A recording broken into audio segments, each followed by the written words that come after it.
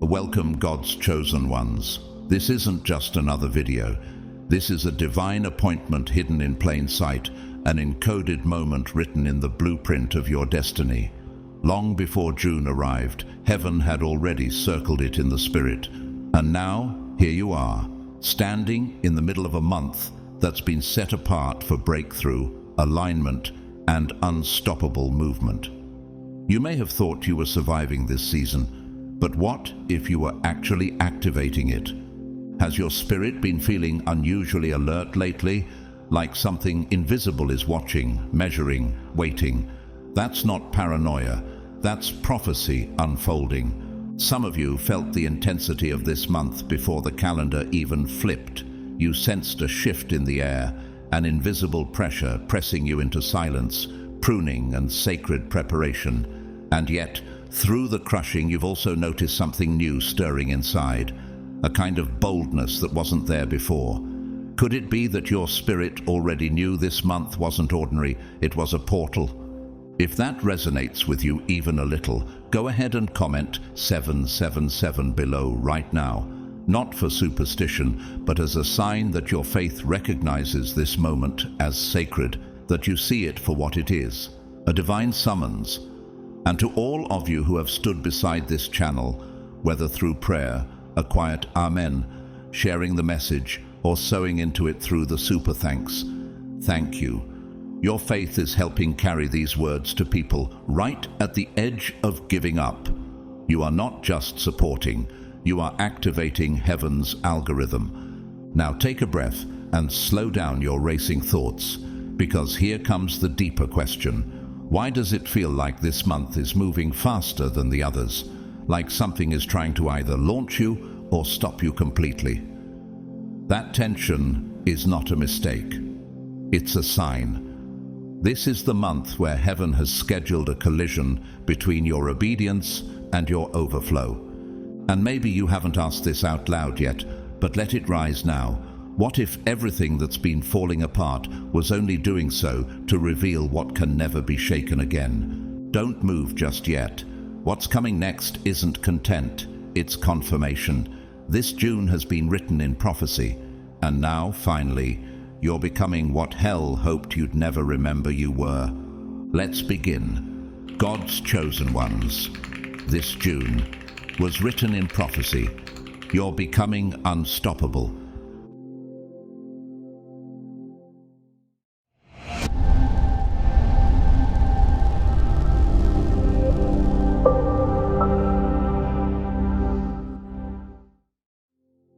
There's a kind of fire that doesn't wait for permission. It ignites in moments when destiny no longer knocks. It breaks down the door. And this fire, chosen one, is burning now. It's not waiting for your feelings to catch up. It's not pacing back and forth until your schedule clears or your circumstances soften. What you are feeling in this hour is not random anxiety. It's divine urgency. A call from realms above that refuses to be delayed. Why does it press so hard? Because heaven wrote June as the month where timelines converge, not just for prophecy to unfold, but for obedience to erupt. And yet, too many have bowed, quietly, unknowingly, to an idol made of some days. How many times have you praised what's coming and ignored what's already arrived? How often have you declared breakthrough while silently delaying the surrender it requires? You've wept during worship on Sunday, only to shrink in compromise by Monday. You've shouted about the harvest, but resisted the sickle in your hand. Could it be that your waiting has become a spiritual disguise for avoidance? There's a moment in Scripture when Joshua commands the people to step into the Jordan while the river is still flowing. The waters didn't part before their obedience. They parted because of it. What would have happened if they waited for the current to stop? The miracle would have passed them by. And just like them, you are not waiting on the river to part. The river is waiting for your foot to touch it. A businesswoman who built an entire enterprise on ethical transparency once said, "What shifts things isn't vision, it's movement." Her name is Whitney Wolfe Herd, founder of Bumble. She didn't wait for the perfect time. She moved during opposition. When the world said wait, she acted, and the act became the catalyst. I remember hearing of a man named Daxton, an overlooked janitor in a government building, who for years quietly typed away at ideas during lunch breaks. No one took him seriously until the day his proposal for a nationwide logistics solution solved a supply chain crisis. He didn't get discovered because he chased visibility. He was found because he moved when heaven whispered, "Now." What if you're not being ignored? What if you're simply hidden for the unveiling that obedience will trigger? And buried within the gospel lies a warning and a promise. Jesus once wept over Jerusalem, not because they were weak, but because they missed their hour of visitation. How many divine invitations have gone unopened because they were disguised as interruptions? The tragedy isn't always in failing. Sometimes it's in pausing too long. Imagine a volcano, quiet for centuries, but beneath its stillness, molten purpose rises. You don't see the pressure building until the earth cracks and heaven thunders through it. That is what June has become for you, a seismic appointment that erupts through stillness and demands movement now. Your delay doesn't stall heaven, it only slows your transformation. So what will you do with this furnace of now? Will you treat it like smoke, assuming it will pass? Or will you finally throw your hesitation into the fire and let it burn for good? The word still echoes with power. Today, if you hear his voice, do not harden your hearts. Hebrews 3:15. Not tomorrow, not next month, today. Because your response to this present whisper determines the size of the shift that's coming. You've been taught to treasure Sunday, and rightly so. It is sacred. It is celebration. It's when your voice joins with others and heaven leans in. And yes, you gather with the saints, lift your hands, feel the weight of the week fall away. You get reminded who God is, and even more who you are in Him. But don't be mistaken. Sunday is not where the roots go down. It's where the fruit is revealed. The fire you feel in worship didn't start in the sanctuary. It was kindled in solitude when no one was watching. It was ignited when you chose stillness over scrolling, obedience over ease, integrity over impulse. The atmosphere of breakthrough doesn't form in public. It brews in the quiet, where choices aren't glamorous and no one's clapping. You celebrate the flame, but God watched the match in your hand on Tuesday morning when you forgave before the apology came. That was where the miracle began. You're not just being called to Sunday faith. You're being summoned to weekday devotion, the kind that anchors revival in routine. Faith doesn't grow because you shouted louder. It grows because you kept walking when no one affirmed you. Long before David danced with joy before the Ark of the Covenant, he was tending sheep in isolation, singing songs not to crowds, but to God alone. His Sunday began in the pasture, not the palace. And the oil that anointed him wasn't released on a stage. It flowed in secret, chosen in a moment when even his own father forgot to include him. It's the hidden places that shape the chosen. Cardinal Robert Sarah, a Catholic leader known for his reverence of silence in an overstimulated world, once said, "The strength of a tree lies in what is hidden." That one sentence might explain your life. While others sought stage lights, your roots were going deep in soil no one respected. But that's where the strength is. That's where fruit comes from. A woman named Adrielle worked as a midwife in a rural village where no camera had ever come. No one praised her. No one posted about her sacrifices. But year after year, she kept serving. And when a national health crisis struck, her tireless work saved more lives than entire city hospitals. When asked how she did it, she replied, "It was never about glory. It was about readiness." That's what your Monday obedience is building. Readiness for what Sunday reveals. Scripture tells of Paul and Silas worshipping not in the synagogue, but in a prison cell, Acts 16:25. Their praise didn't wait for freedom, it made room for it. The earthquake didn't come because they shouted louder than usual. It came because their worship had roots in trust, not circumstance. You think your ordinary days don't matter. The earth shakes when unnoticed faith touches heaven. There is a wildflower known as the fire poppy. It doesn't bloom during peaceful seasons. It waits for fire. Only after scorching heat does its seed awaken. That flower teaches what some sermons forget. Resurrection often begins in ash. And your unseen obedience, it's a seed carrying fire-resistant DNA. So when you lift your voice this Sunday, let it be more than emotion. Let it be memory. Let it be the sound of Tuesday's decision, Wednesday's perseverance, and Friday's integrity rising in unison. That's when Sunday becomes overflow, not just performance, and the heavens respond to that kind of authenticity. Your defining moment will not always announce itself with stained glass windows or angelic choirs. It often arrives unmarked, hidden inside the humdrum hours of your week. And some of the most transformative encounters in all of Scripture didn't happen on temple grounds. They happened in obscurity. Now Moses was tending the flock of Jethro, his father-in-law, the priest of Midian, and he led the flock to the far side of the wilderness. There, the angel of the Lord appeared to him in flames of fire from within a bush. Exodus 3:1-2. Not on a Sabbath, not during a fast, but while working. His divine encounter was disguised as another ordinary day of labor. David, too, wasn't anointed in the tabernacle or applauded by men when his destiny collided with Goliath. David left his supplies with the keeper, ran to the army, and greeted his brothers. 1 Samuel 17:22. All he was doing was delivering bread. Yet by the end of that errand, David said to the Philistine, "You come to me with a sword, with a spear, and with a javelin, but I come to you in the name of the Lord of hosts." 1 Samuel 17:45. What started as service turned into the sound of history being rewritten. And then there's Esther. Her boldness wasn't birthed in comfort. It rose during risk.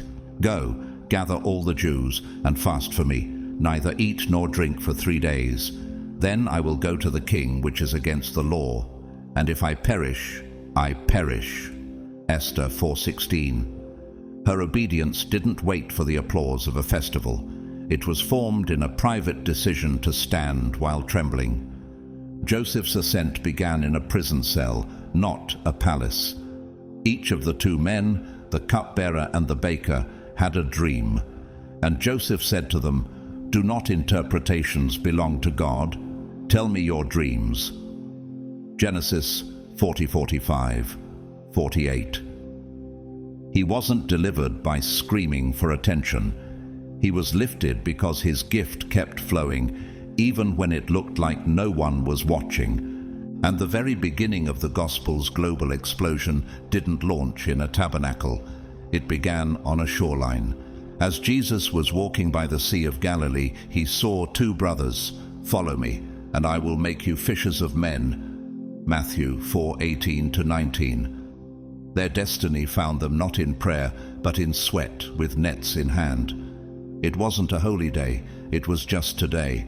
And yet they said yes. You ask for fire from heaven, but heaven is waiting for a flame from you, right now, where you are.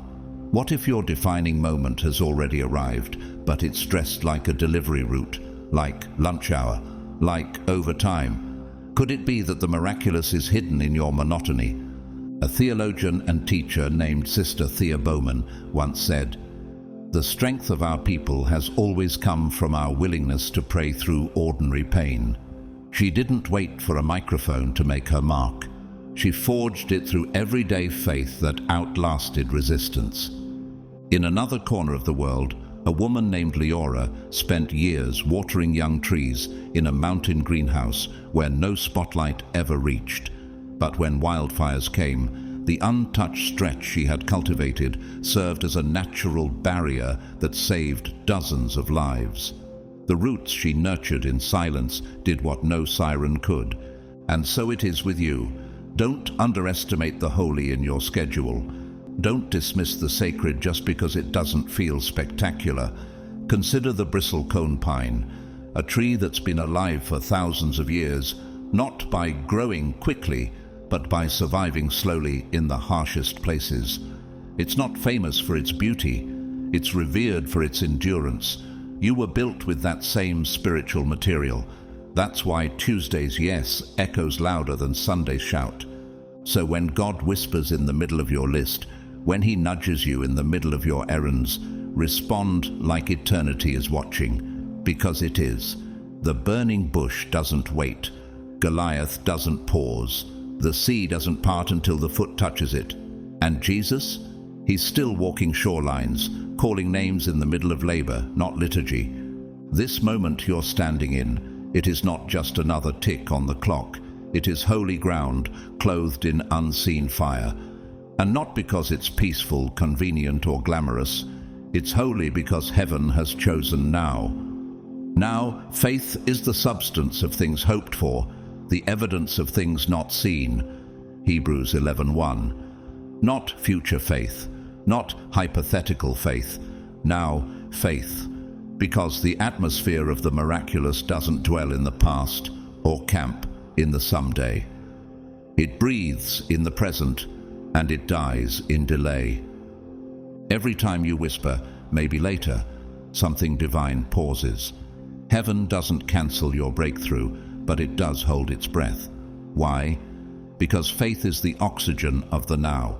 It doesn't suffocate in pressure, but it does suffocate in procrastination. The moment you defer what God stirred, you unplug the current where divine movement flows. When the voice of God spoke from the fire, Moses stood barefoot before the bush. And the voice didn't say, "I was the God of your fathers," alone. Nor did it say, "I will be the God of your deliverance." It said, "I am who I am." Exodus 3:14. The God of now, of motion, of present tense deliverance. Moses didn't get the luxury of delay. His encounter demanded a decision in the moment. Too many want a burning bush encounter without the inconvenience of holy timing. But heaven doesn't schedule around comfort. It breaks in where obedience collides with opportunity. A story unfolds in the New Testament, one many read quickly, but few sit inside of. Jesus is walking through Jericho when a blind man named Bartimaeus begins to shout, "Jesus, Son of David, have mercy on me." The crowd tries to silence him, but he doesn't wait for a better time or a clearer path. He cries louder, and Jesus stops, Mark 10:47-49. Imagine that, eternity paused because someone refused to delay. What if Bartimaeus had said, "Maybe tomorrow"? What if he had waited for a private meeting instead of shouting in public desperation? The same urgency shaped the life of Robin Sharma, a business coach who once said, "The smallest of actions is always better than the noblest of intentions." But it wasn't just a quote, it was how he lived. Before any stage or book deal, he led free sessions in libraries with only 5 people in the room. His success wasn't built on someday, it was built on now. And somewhere in a city that forgot her, a woman named Isela worked overnight shifts at a bakery while raising 3 children alone. One day, she decided to study during her breaks, 5 minutes at a time. Within 3 years, she became the city's most respected food safety inspector, overturning unfair labor conditions. No spotlight, no trending post, just obedience to the present whisper. There's a plant called the resurrection fern. During drought, it curls up, brown and brittle, looking dead. But with one rainfall, it springs open in vibrant green within minutes. No delay, no drama. It responds the moment water touches its core. You carry that same spiritual reflex, unless hesitation steals it from you. So you must ask not whether God is speaking, but whether you're willing to answer before it makes sense.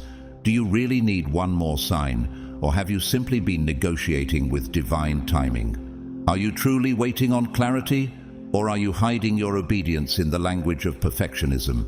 Now is sacred. This hour is pregnant with shift, and when God declares, "I am," He's not just revealing His name, He's revealing the realm where He moves. The now. That's not just language, that's divine immediacy, the kind that interrupts the rhythm of doubt with a declaration of certainty. When heaven says, "I am," it's not echoing sentiment, it's establishing presence. I am not bound by your calendar. I am alive in your now. He doesn't operate on your delays, hesitations, or emotional weather. He is not confined to your planner, nor intimidated by your confusion. He is not just a future promise, He is a present presence. Right now, not in some distant breakthrough, not on the other side of achievement or healing. Now, I am your provider today, not after the contract clears. I am your strength today, not when you finally feel brave. I am your waymaker today, not when the doors swing open. I am your answer today, not once the questions stop hurting. So why are you still scanning the horizon for something that's already arrived at your feet? Why are you asking for what's already been deposited into your atmosphere? Chosen one, you are not waiting on God. God has been waiting on your yes, waiting on your motion, waiting on your now. A verse in Isaiah echoes like thunder through hesitation. Before they call, I will answer. While they are still speaking, I will hear. Isaiah 65:24. That is not delayed mercy. That is accelerated alignment. But that divine pace isn't triggered by perfection. It's unlocked by movement. Stop praying for a perfect moment. Start honoring the Holy One you're already standing in. Look at Peter. He wasn't sure. He didn't have clarity or theological certainty when Jesus called. But the wind was howling, the water wasn't still, and still he stepped out. Then Peter got down out of the boat, walked on the water, and came toward Jesus. Matthew 14:29. He didn't wait for calm. He honored the now. And for a few steps, the impossible bowed to obedience. This is what heaven is waiting on from you. Not the flawless plan, but the fearless move. A poet and speaker named Amina Brown once said, "God doesn't need you to be ready. He needs you to be responsive." She built an entire ministry, not from a stage, but from living rooms, coffee shops, and parking lots. Her anointing didn't come from waiting for grand invitations. It flowed because she kept saying yes in small spaces. And across the Atlantic, a man named Kyle worked as a night security guard for a museum. Quiet, unknown, forgotten. But in that solitude, he began restoring neglected historical documents, slowly, patiently. Within 2 years, his work unveiled records that reconnected dozens of lost families to their ancestors. No one asked him to do it. No one paid him to begin. But heaven moved the moment he did. Even nature pulses with this truth. The Arctic poppy blooming in harsh tundra doesn't wait for ideal conditions. It turns toward the sun the moment light touches it, even if that light only lasts a few minutes. It absorbs what's given now without apology. And that's what you've been called to, not to wait for the perfect hour, but to bloom in the light that's already here. So, what would shift in your world if you stopped asking for a someday miracle and started responding to today's invitation? What doors would open if you moved before the applause, before the certainty, before the guarantee? The miraculous doesn't manifest through polished plans. It erupts through raw obedience. And heaven's current is moving now. Will you step into it before it passes by? Let's expose what's been cloaked in false discernment. Delay. That's the enemy's most polished deception. Not destruction, but deferral. Not fire, but fog.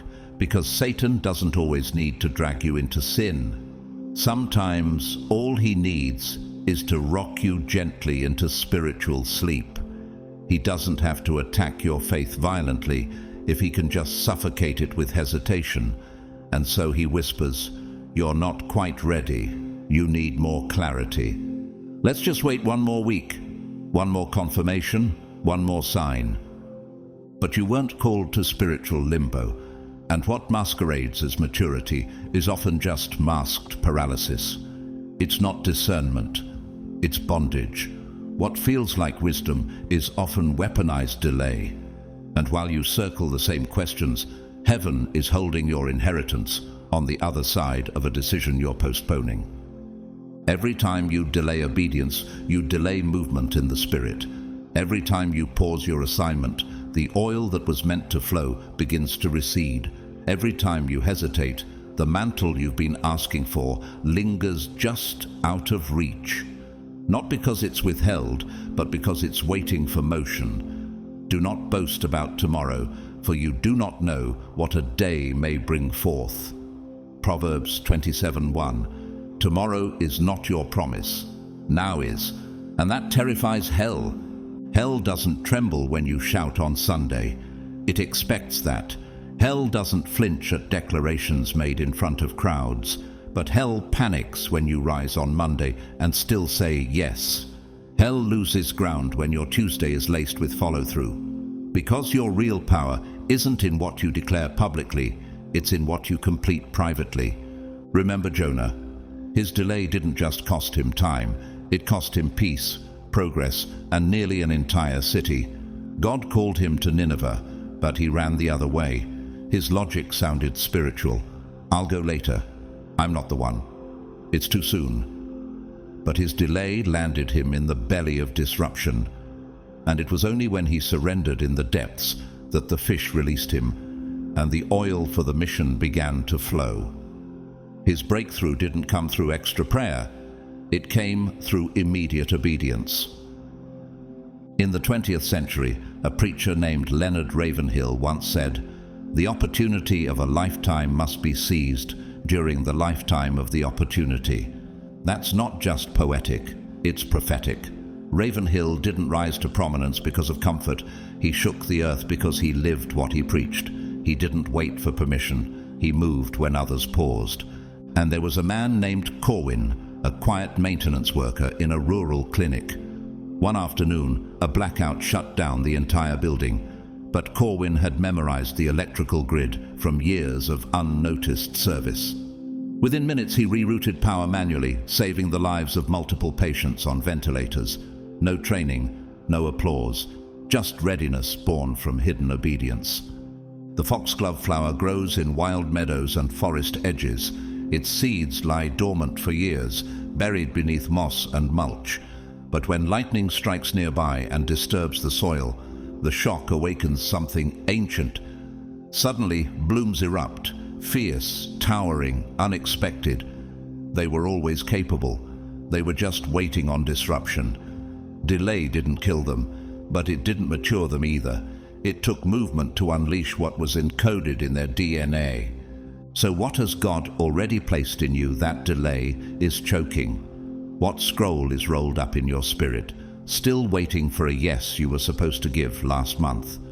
When will you stop waiting for safer ground and step onto the battlefield where your voice was forged to echo? Hell has never feared a passive believer.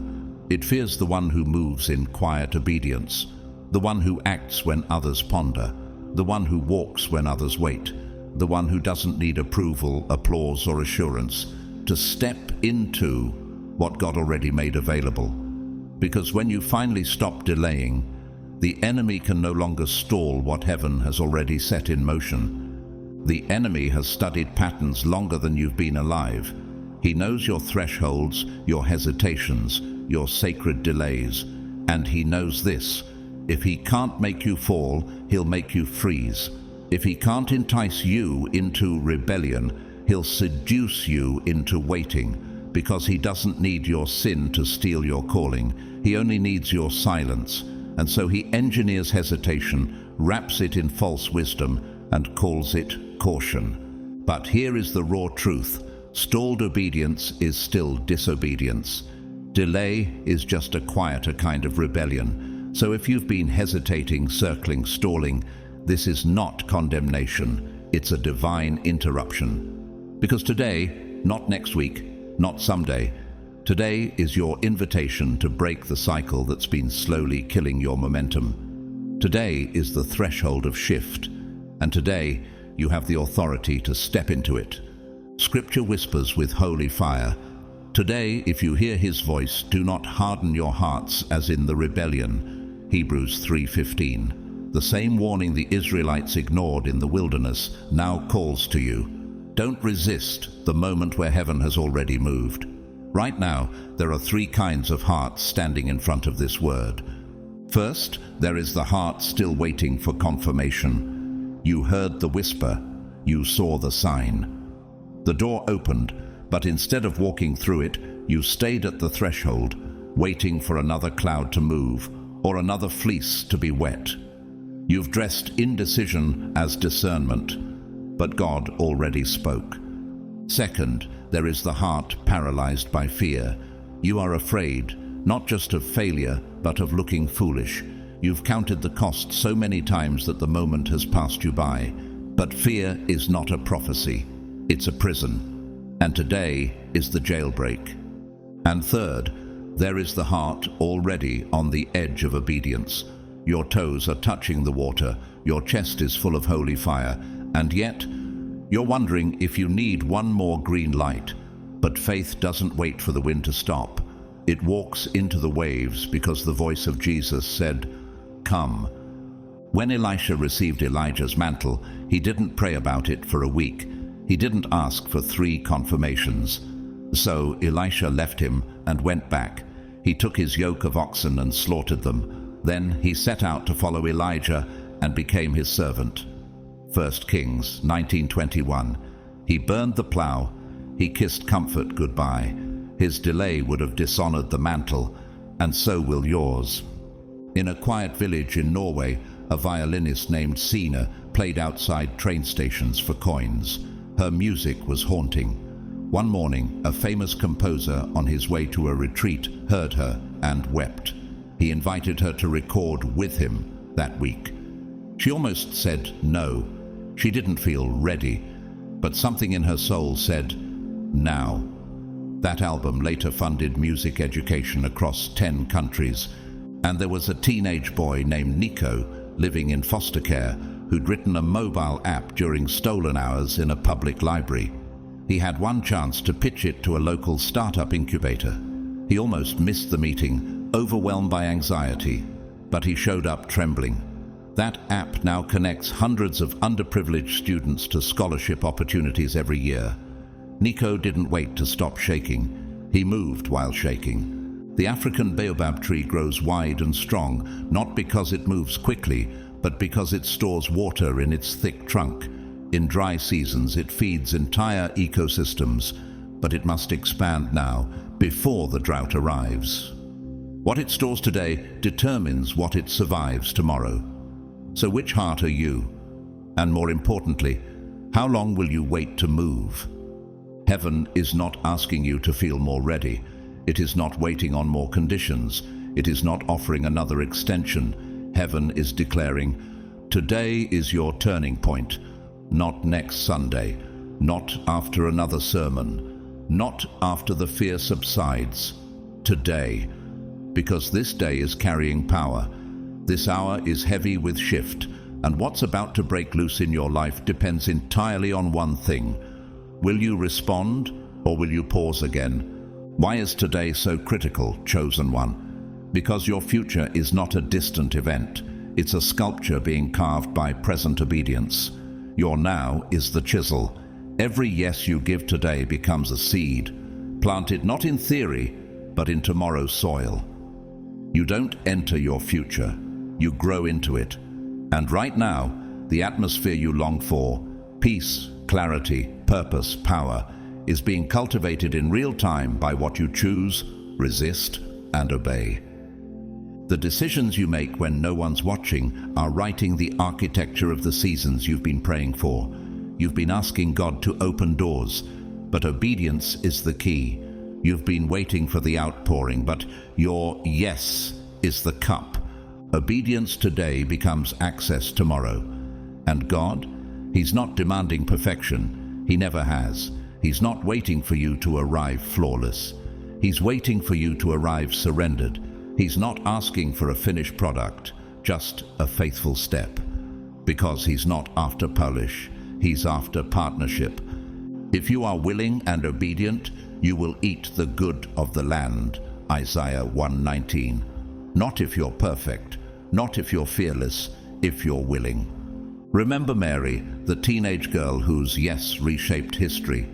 She didn't have a title or a plan, but when the angel appeared and declared her assignment, she said, "Be it unto me according to your word." Luke 1:38. That was not emotional hype. That was covenant. She didn't understand how it would unfold, but she agreed anyway, and heaven responded with incarnation. Today is not random. It's not just another sunrise. It's a holy appointment. A divine contract is being placed before you, and God is not asking for your applause. He's asking for your signature of obedience. This is not hype. This is not religious excitement. This is covenant. What if you don't have to figure it all out? What if your yes is the signature that authorizes heaven to move now? A Catholic missionary once said, "God does not call the equipped. He equips the called." That was Saint Teresa of Calcutta. She didn't wait for funding or strategy before she touched the sick in the gutters of India. She moved with trembling hands, and God built nations of mercy around her courage. In another corner of the world, James, a humble truck driver in Montana, kept feeling prompted to leave water bottles on the side of a remote hiking trail. No explanation, no logic, just a quiet nudge he couldn't ignore. He obeyed. Months later, a hiker who had collapsed from heat stroke credited that simple act with saving his life. One small yes, one ordinary act, but obedience had already signed the miracle into motion. Have you heard of the moonflower? It blooms only at night, opening slowly as twilight deepens. But its timing must be exact. Miss the moment, and it withers unopened. Its beauty is only seen by those who trust the timing of the dark. You too carry something that only blooms when you respond in the now, even if the timing feels inconvenient, even if no one else sees. So heaven asks, will you sign with your obedience? This isn't about waiting until the fear leaves. It's about moving while it still trembles. This isn't about earning favor. It's about responding to invitation. Because if you say yes now, heaven says, I'll move now. If you partner with me today, I'll begin the shift today. This is not a theory. This is a threshold. This, right here, is the moment where destiny doesn't ask for effort. It asks for surrender. The atmosphere is not calling for you to push harder, prove more, or strive for heaven's attention. It's calling for a posture, for stillness that submits, for the kind of yes that echoes beyond reason. Just as Mary once whispered to the angel, "Be it unto me according to your word," Luke 1:38. Your agreement today doesn't just accept God's will, it activates divine acceleration. But it can't be theoretical. It must be signed in real-time obedience. Heaven does not anoint hesitation. It moves with movement. It partners with immediacy. And here comes the warning, soaked in mercy, but clear as thunder. Delayed obedience is still disobedience, not because God is cruel, but because he is holy. You don't negotiate with divine timing. You don't bargain with eternity. When heaven speaks, your response isn't just a reaction, it's an access point. Now is the time of God's favor. Now is the day of salvation. 2 Corinthians 6:2. Not tomorrow. Not once you feel ready. Now, because every time you delay what God instructed for today, you create spiritual traffic around your own breakthrough. You jam the very corridor heaven is trying to clear for your release. That's why the enemy doesn't always tempt you into rebellion. He'd rather nudge you into hesitation. A hesitant heart becomes a hostage to time. You lose momentum not by choosing evil, but by choosing delay. But here's the sacred reversal. The moment you say yes, even with fear in your chest, even with trembling in your bones, you snap the rope. You break the grip of spiritual stagnation. You step into the realm where faith walks ahead of feelings, and in that realm, God doesn't move slow. He moves fast. He rearranges circumstances in the wake of bold obedience. Look at Abraham. God said, "Go from your country to the land I will show you." Genesis 12:1. He didn't give coordinates. He didn't hand him a blueprint, and yet Abraham went as the Lord had told him. Genesis 12:4. That yes birthed a nation. That obedience wrote a covenant that still speaks across generations. A real-life example. Bishop T.D. Jakes, now a global voice of faith, almost turned down his first national speaking engagement. He felt underqualified, insecure, but he heard the whisper of God say, "Go now." That obedience became the launching pad for ministry that would reach millions. Another story comes from Rahima, a nurse serving in a refugee camp. One day she felt an overwhelming sense that she needed to pray for a newborn who had been declared too weak to survive. She hesitated until she remembered the urgency of now. She laid her hand on the child and whispered a prayer. The next morning, the baby's vitals normalized. Doctors couldn't explain it, but heaven had already moved because she had. Even nature honors immediacy. The desert locust, when triggered by rainfall, transforms into a completely different creature. Its wings strengthen, its colors shift, and it begins to move with explosive power. But that metamorphosis only begins if it responds within a narrow window of moisture. If it waits too long, it remains grounded. Power without obedience is potential wasted. So what might happen if you stop waiting for confirmation and start walking in covenant? What shift is being withheld because your obedience hasn't been released? What acceleration is hovering over you, waiting for your agreement to come out of your mouth? Don't let delay rob you of divine timing. Don't let hesitation hold your future hostage. You were never created to live in spiritual limbo. You were made to move, to walk, to step into the impossible by saying yes before the path makes sense. Because when you say yes now, you don't just enter your calling, you release the speed of God into your story. I feel this with fire for someone reading. It's not hype, it's holy urgency. You've been mourning in silence, grieving years you can't get back, chances you didn't take, and doors you didn't walk through because fear gripped your ankles. You've carried the ache of delay like it's a death sentence. But the Spirit of the Lord says, your delay did not cancel your destiny. The enemy has been relentless in one thing, making you believe that time disqualified you. He keeps whispering, you're too late, you missed it, you should have moved back then. He points at your stillness and calls it failure. But God never called you to timelines. He called you to trust. You say, I should have started years ago. But God says, I knew the exact hour you'd say yes, and I've already woven your obedience into my blueprint. You say, I missed my moment. God responds, I am the God of moments. I made time. I redeem time, and I can bend it around again. You say, I've wasted too much. And heaven thunders back with restoration. I will restore to you the years that the locust has eaten. Joel 2:25. You're not disqualified, you're being repositioned. Look at Moses. He wasn't called as a young prodigy. He was hiding in the desert at 80 years old when the bush burned and heaven spoke. His resume was stained with murder. His heart was fractured with exile. And still, God said, go. And Moses went. Time didn't disqualify him. Delay didn't erase the call. If anything, it refined it. God knew exactly when the wilderness would rip his pride and prepare his voice. I knew you before I formed you in your mother's womb. Before you were born, I set you apart. Jeremiah 1:5. That means God's purpose on your life was marked before your mistakes were made. In modern history, Colonel Harland Sanders, founder of KFC, didn't franchise his business until he was 65. His early years were littered with rejection, financial hardship, and career failure.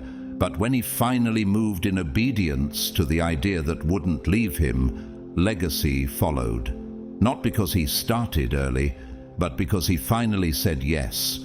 There's a woman named Solange who worked as a receptionist for 20 years, always sketching ideas for books during her lunch break. At 47, after losing her job, she decided to self-publish one of those stories. That book went on to win a national award and inspired an entire movement of late-blooming authors. Her delay didn't disqualify her. Her yes activated the buried oil. Think of the sequoia tree. It can remain dormant in its seed form for years, until the precise conditions of fire and heat crack it open. The very fire that seems destructive is what unlocks its growth. That's what God does with your waiting. He doesn't discard it. He sets it aflame with meaning. So, if you've been stuck in shame, listen to this clearly. God has not closed the chapter. You are not behind schedule. You are being ushered into alignment, and today is the ignition point. What if your yes today activates everything the enemy tried to bury? What if the delay only deepened your roots, so the fruit would be undeniable when it came? God isn't watching the clock. He's watching your courage. And this is what he's saying now. I still have a plan for you. I still have space for you. I still have work for you. The harvest hasn't passed you. It's been waiting for you to step into the field. This isn't poetic optimism. This is covenant truth, carved into eternity, written in blood, backed by the throne of heaven itself. God doesn't just forgive. He restores. He redeems the time. He repurposes pain. He resurrects seasons long buried and breathes new life into ground you thought was cursed. This isn't motivation.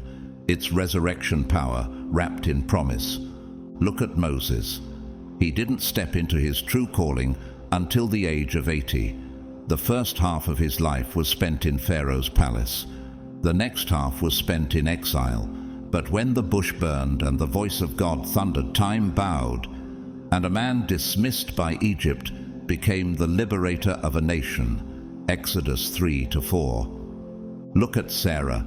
The promise sounded absurd when it arrived. She laughed to herself and said, "After I'm worn out and my Lord is old, will I now have this pleasure?" Genesis 18:12. And yet she conceived. Laughter turned to legacy. Heaven wasn't late. It was preparing her to carry something that couldn't be born early. And the thief on the cross? He had minutes left in a wasted life, but he turned and said, "Jesus, remember me when you come into your kingdom." And Jesus didn't hesitate. "Today you will be with me in paradise." Luke 23:42-43. That is divine immediacy. That is mercy stronger than time.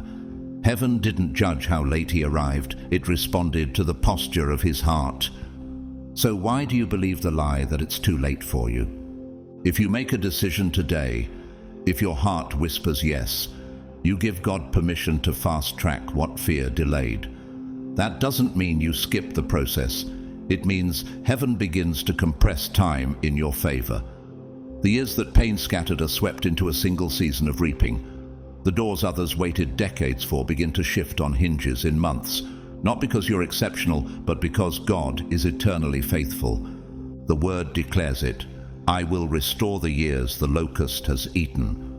Joel 2:25. A theologian once said, God never wastes a wound, and that includes yours. Martin Luther King Jr. didn't become a global voice in his old age. He stepped into history in his 20s, and yet it wasn't youth that made him powerful. It was clarity. He responded when the world said he wasn't ready. And because he moved early, heaven moved fast. And in a small rural town, A woman named Irina lived her entire life believing she'd missed her assignment.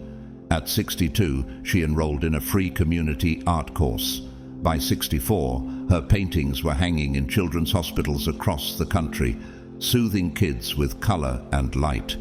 Her delay didn't deny her gift. Her yes redeemed it.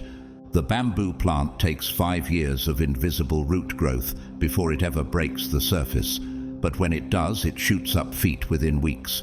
Not because it's cheating time, but because time was building what couldn't be seen. That's divine acceleration. The kind that happens when heaven is no longer waiting on preparation, because preparation is already complete.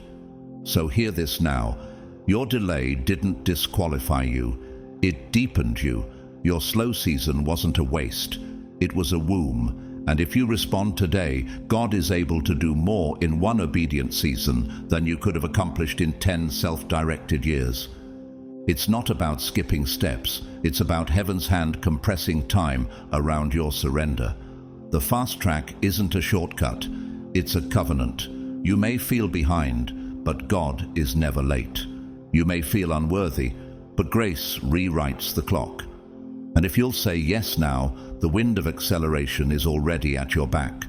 So stop grieving what you didn't do. Stop replaying the missed calls, the abandoned opportunities, the moments when fear took the microphone and courage sat down. What's gone is gone, but what remains still carries power. The enemy wants you buried in regret, but God is calling you into restoration. And restoration doesn't begin with revenge on your past. It begins with responsibility for your present. The late start still matters. The lost time can still produce fruit, but only if you move now, only if you turn mourning into motion, only if you decide that hesitation is no longer your home. You imagine that God needs you on a mountaintop, wrapped in prayer shawls and thunderous worship. But Moses, he wasn't in a temple. He wasn't fasting or calling down fire. He was in the desert, tired, exiled, tending sheep that weren't even his, just surviving another routine day. And that's exactly when heaven broke in. Now Moses was tending the flock of Jethro, his father-in-law, and he came to Horeb, the mountain of God. There the angel of the Lord appeared to him in flames of fire from within a bush. Moses saw that though the bush was on fire, it did not burn up. Exodus 3:1-2. No choir, no altar, just dust and sheep and a soul half asleep. But God didn't wait for perfection. He moved on attention. Moses turned aside to look, and in that turning, destiny erupted. It wasn't Moses' excellence that invited the call. It was his willingness to notice. In a similar spirit, Ellis spent 15 years working nights as a janitor in a corporate building. One evening, while cleaning the executive floor, he found a copy of a misprinted proposal in the trash. He read it, found an error, rewrote it with ideas he'd been studying for years, and left it anonymously. That rewrite saved the company millions, and they found him. He now leads their innovation team. All because he paid attention in an ordinary moment. Even nature echoes this mystery. The African rain frog is one of the smallest amphibians, almost invisible to the eye. It spends most of its life buried in sand, but when a single storm rolls in, it rises, calls, mates, and reproduces, all in 24 hours. It doesn't need a season, just a moment, just attention to timing. What if God is trying to interrupt your normal right now? What if the fire has already been lit, but you're too distracted to turn aside? What if breakthrough isn't loud but subtle, waiting for your stillness to see it? Stop saying it's too late. Stop searching for spiritual theatrics. Your next chapter might not begin in a sanctuary. It might begin in your kitchen, on your commute, in your inbox, in your quiet yes whispered while folding laundry. Because when you are marked by heaven, God doesn't require polish. He requires presence. He doesn't need your perfection. He needs your attention. So look up. The bush is burning. Will you turn aside and answer? The word says it clearly. When the Lord saw that he turned aside to look, God called to him from within the bush. Exodus 3:4. Read that again slowly. God didn't speak when Moses passed by. He didn't shout while Moses was distracted. The voice of heaven was activated the moment Moses turned aside. The bush was already burning, but the call didn't come until Moses noticed. That flame wasn't for spectacle. It was for direction. It wasn't entertainment. It was alignment, a signal flare in the spirit, a silent summons wrapped in fire. The moment Moses changed his gaze, heaven changed his course. And here's the truth most miss. God was already present before Moses was aware. Meaning what? Meaning your calling may not be delayed. It may be waiting for your attention. Many don't miss their moment because God failed to arrive. They miss it because they didn't pause long enough to perceive it. They were scrolling, rushing, distracted, too busy managing routine to recognize the supernatural wrapped in the ordinary. What if the thing you've been praying for, confirmation, clarity, next steps, has already been ignited, but you haven't slowed down long enough to turn aside? What if the miracle didn't need more signs, but more stillness? Moses wasn't looking for a call. He wasn't fasting for direction. He was surviving, tired, dusty, just doing his job. But that day, a bush burned, and when he noticed, heaven responded. Now come closer. Let's bring this into your own life. You've been waiting for a sign, a prophet, a spotlight moment, a thunderous voice from the clouds. But what if the fire is already burning? What if this very message, the one in front of your eyes right now, is your burning bush moment? What if this is the divine interruption you didn't expect? What if God has wrapped your assignment in ordinary packaging and tucked it into your daily scroll? Not because he wants to hide it, but because he wants to see if you'll turn aside. Take Luis, an Uber driver in Chicago who thought he was wasting his life. One day, he picked up a passenger who was crying silently in the back seat. Instead of ignoring it, Luis offered prayer. That conversation led the man to cancel a suicide plan and begin counseling. Luis didn't know he was driving into destiny. He only knew he felt something holy in an ordinary moment, and he turned toward it. Even nature whispers this secret. The moth, drawn not to brightness but to directional firelight, doesn't just seek light, it orients by it. And when it flies with intention toward flame, its entire trajectory changes. That's what Moses did. That's what you must do. Not just admire the flame, orient by it. So ask yourself, not with guilt, but with holy wonder, what's already burning around you that you've been too preoccupied to see? What conversation? What conviction? What moment feels small but carries divine heat? Because here's what no one talks about. The bush could have burned without ever changing Moses, if Moses had walked by. And you've scrolled, you've hesitated, you've told yourself it was just another moment. But this one is different. This moment is glowing. The bush is already burning. The fire has been lit. The question is, will you turn aside? God doesn't always announce himself with thunder. Sometimes he arrives in the subtleties, a weight on your chest that won't lift, a whisper you can't unhear, a sentence that keeps circling your spirit long after you've moved on, a moment that lingers, a message that won't let go. And it's not random. That is your burning bush. It's not shouting, it's glowing, not for spectacle, but for summons, not to impress you, but to instruct you, not to entertain, but to enlist. Heaven is not recruiting spectators, it's summoning soldiers. You've been saying, God, speak to me, but God is saying, I already did. The fire is already lit.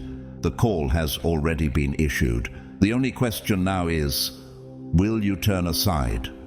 The fire isn't the finish line. It's the ignition point.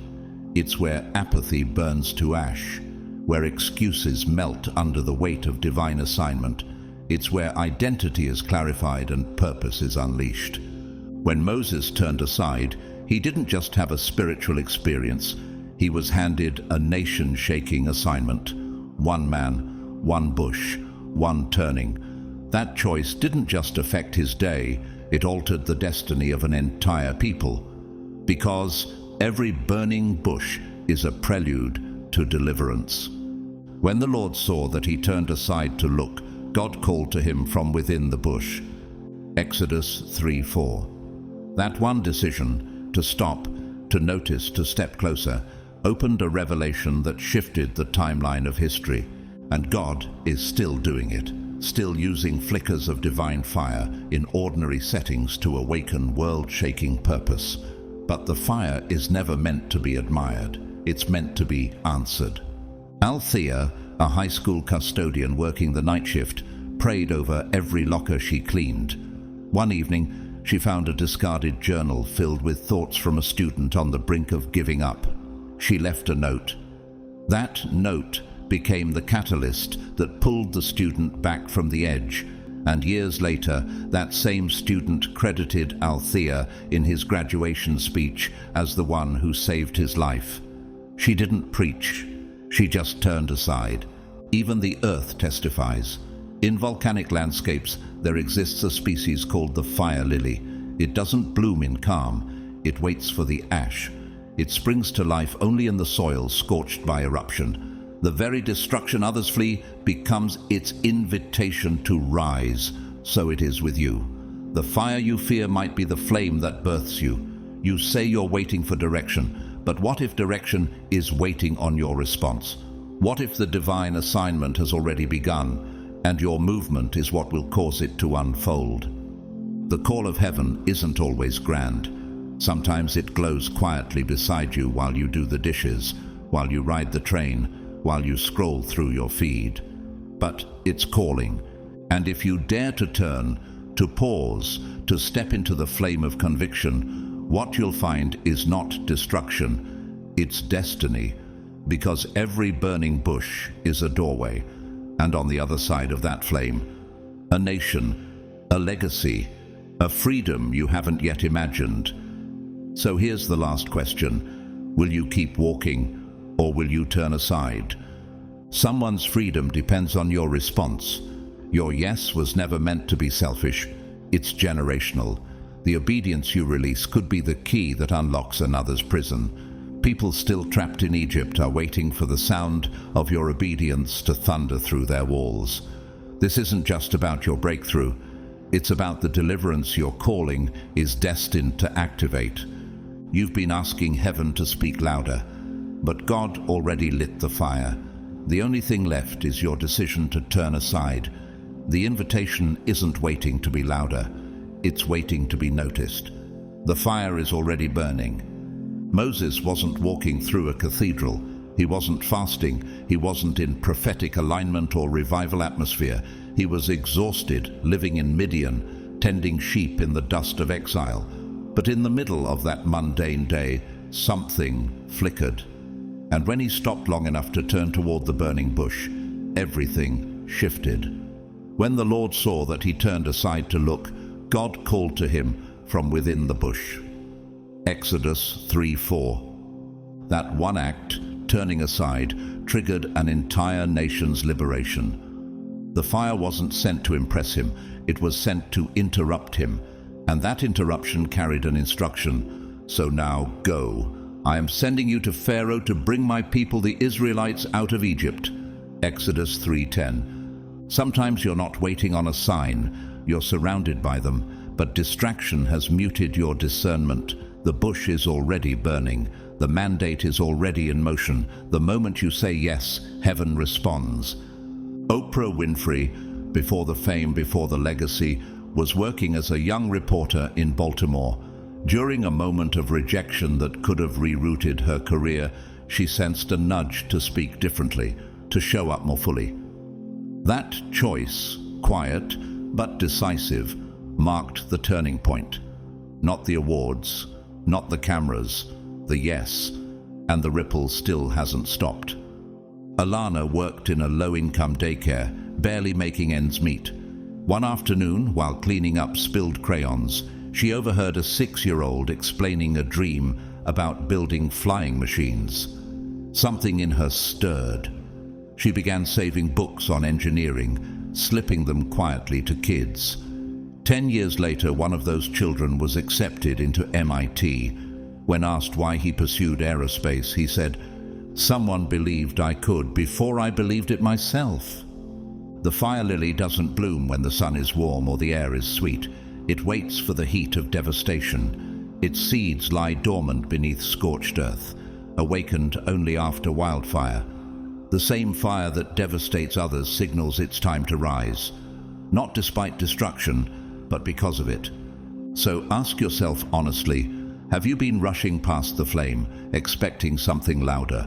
Have you been so consumed with waiting for a dramatic encounter that you missed the divine one flickering right beside you? You've said, "God, speak to me." But God says, "I already did." This very moment, the one you're living, scrolling, maybe crying through, is glowing with divine invitation, not for applause, for alignment. The fire doesn't wait for convenience. It burns for calling. It's not your destination, it's your ignition point. Hope isn't an emotion for later. It's a weapon for now. May the God of hope fill you with all joy and peace as you trust in him. Romans 15:13. That means hope shows up not after your trust is perfect, but as you trust. Not after the storm clears, but while the winds are still raging. When your heart wants to quit, hope raises its voice. When your mind spirals into "what if?", hope holds the line. When grief tells you it's too late, hope replies, "But God restores." The enemy fights your hope because when hope dies, obedience hesitates, vision blurs, faith collapses, but your hope isn't gone. It's flickering like the bush, waiting to be noticed, responded to, ignited. The fire is burning, the call is alive, the moment is sacred, and your response might just be what history has been waiting for. When hope rises, atmospheres shift, minds realign, battles turn. That's why Scripture declares we have this hope as an anchor for the soul, firm and secure. Hebrews 6:19. Hope isn't sentimental, it's structural. It holds you steady when everything else breaks loose. It doesn't wait for comfort. It stabilizes you in the chaos. So even if your hands are shaking, lift them. Even if your voice trembles, worship anyway. Even if your heart aches, believe anyway. Hope isn't a feeling you wait for. It's a force you activate. Don't wait for Sunday to lift your head. Do it now. Don't wait for a choir to remind you. Sing now. Don't wait for the preacher's altar call. Step forward in faith where you stand. Hope doesn't wait for schedules. It meets you in surrender. And hope isn't abstract. It's a person. It's Jesus. Living, burning, moving on your behalf right now. So speak, move, rise. Because the breakthrough coming tomorrow is tied to the hope you hold on to today. The covenant has already been written. Heaven placed the scroll before you. Divine terms sealed with blood. Not symbolic, but legal. The Lamb has signed it. All that's missing is your yes. And your yes isn't just an emotional moment. It's legal permission. It's spiritual authorization. If you are willing and obedient, you shall eat the good of the land. Isaiah 1:19. God is not constructing more buildings, he's building boldness. Not filling rooms, he's forming warriors. You weren't invited to join a program, you've been drafted into purpose. When Jesus passed by Peter and Andrew at the Sea of Galilee, he didn't explain the journey. He simply said, "Follow me, and I will make you fishers of men." And at once they left their nets and followed him. Matthew 4:19 to 20. That wasn't just a career change. That was the turning point of a global movement. Their obedience didn't just change their lives. It changed history. Look at Dietrich Bonhoeffer, the theologian who resisted Nazi tyranny in World War II. He could have fled, could have stayed silent, but he stayed in Germany to speak truth and disciple underground churches. When asked why, he said, Silence in the face of evil is itself evil. His hope wasn't soft, it was steel. His obedience still shakes generations. Talia, a struggling single mum working late shifts at a diner, began praying quietly over each receipt she handed customers. One evening, a man who had just lost his wife said her handwritten prayer gave him the strength to keep living. That night, Talia realized she wasn't just serving food, she was serving hope. She never preached, she simply obeyed. The alpine snow lotus grows in the highest, most brutal mountain climates. It takes up to 10 years before it blossoms. The conditions are violent, freezing winds, shifting snow. But beneath that silence, the roots anchor deeper. When the lotus finally blooms, it does so for a single season, brief, radiant, and unmatched in strength. That's what your waiting has been doing, preparing you to bloom with uncommon resilience. So what's stopping you now? Hope isn't on hold. Heaven isn't on pause. The scroll has been unrolled. The trumpet is sounding. The Spirit is moving. The call is active. This isn't a membership request. This is a mobilization. Say it with clarity, not caution. I will go. I will obey. I will carry the fire daily, not just on Sundays. This is no longer about watching. It's about moving. And history is waiting for your yes. Beloved, this wasn't just a message, it was a moment, a divine interruption, a sacred encounter written into the scroll of your life before the foundations of the world. You didn't stumble into this word. You were summoned. Heaven doesn't waste breath. God speaks when destiny demands a response. And right now, the Spirit of the living God is hovering over your timeline, waiting, watching, listening. This is more than poetic fire. This is prophetic instruction. You are not here by accident. You didn't endure all that pain just to survive. You didn't walk through years of silence, of struggle, of sorrow, just to arrive at this page and scroll past number. You are standing in the doorway of divine acceleration, and your yes is the key. Heaven has already drafted the covenant. The signature it awaits is not ink from a pen, but obedience from a yielded heart. So if your spirit is trembling right now, if tears are rising but you don't even fully understand why, that's the confirmation. This was written for you. Your fire is not going out. It's being reignited. Your voice is not disappearing. It's being recalibrated. Your purpose is not dead. It's being resurrected. And your delay has not disqualified you. It has made room for a deeper surrender. So here's what I ask of you, not for me, but for the kingdom. If this word lit something in you, like this video so it keeps circulating and awakening others who are still asleep. Comment your yes, or share the one moment in this word that shook you back to life. Share this with someone you love, someone you mentor, someone you've been praying for. Subscribe to this channel, not for content, but for continual confirmation, clarity, and community. This is more than a page. This is an altar. And if you're reading this, you're part of the remnant God is raising.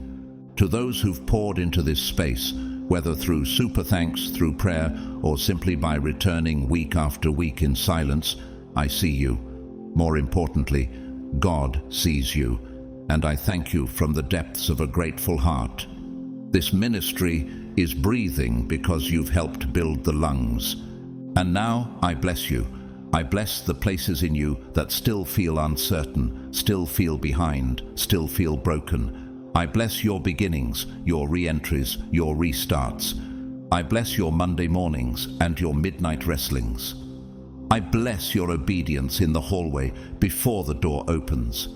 I bless the fire in your bones that hell could not extinguish. I bless the oil that's increasing in you right now, not through striving, but through surrender. May the same God who called Moses from the fire, who met Elijah in the whisper, who overshadowed Mary with glory, who spoke peace to the thief in his final breath, now surround you with divine urgency, holy clarity, and unwavering boldness. You are not forgotten. You are not disqualified. You are not behind. You are chosen. You are appointed. You are burning, and the time is now. Say yes. Say it aloud. Let heaven hear it. Let hell tremble because of it. This is not just a message.